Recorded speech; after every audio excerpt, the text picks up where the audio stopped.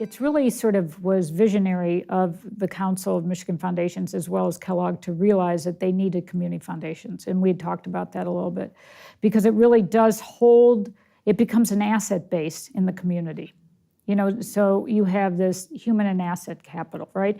So what happened with that grant, with that challenge of having to raise that money, is people love challenges. You know, they don't want to be the first in, but if they have a challenge, they feel like their money is leveraged properly.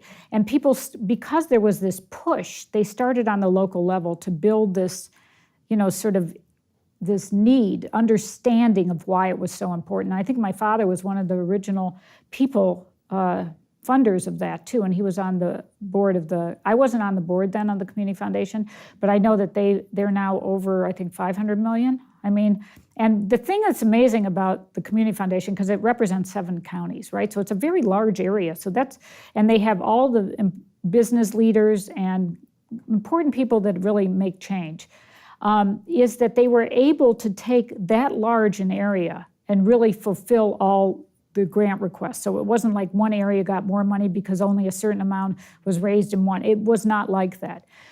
You also said, what is the importance of the Community Foundation for Detroit? And it's different than, say, a United Way that has to raise funding every year, which is very important, or some of the other grant-seeking organizations, because it looks to the long-range health of what can we do to this region.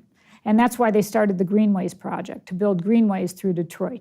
That's why they took the tobacco monies. I was on that committee, the tobacco monies. How can we spend these tobacco monies in a way that's going to help people in this region?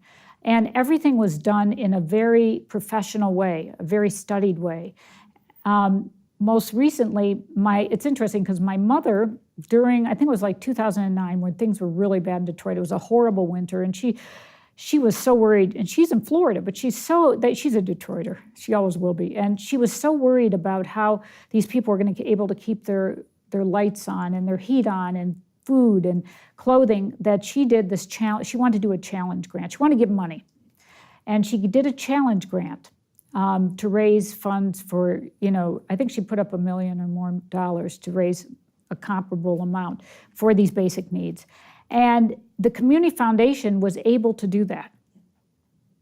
So if there's a need in the community, the Community Foundation will find it, and they'll convene a meeting of whoever they need to bring people together to figure out how they can best address that, whether it's this New Economy Initiative, whatever it is. So I really, you know, when I think of, it's so funny because you say this, because I have this visual of the Community Foundation sitting right in the center of Detroit. I always have in sort of these big arms, you know, sort of this big web of support.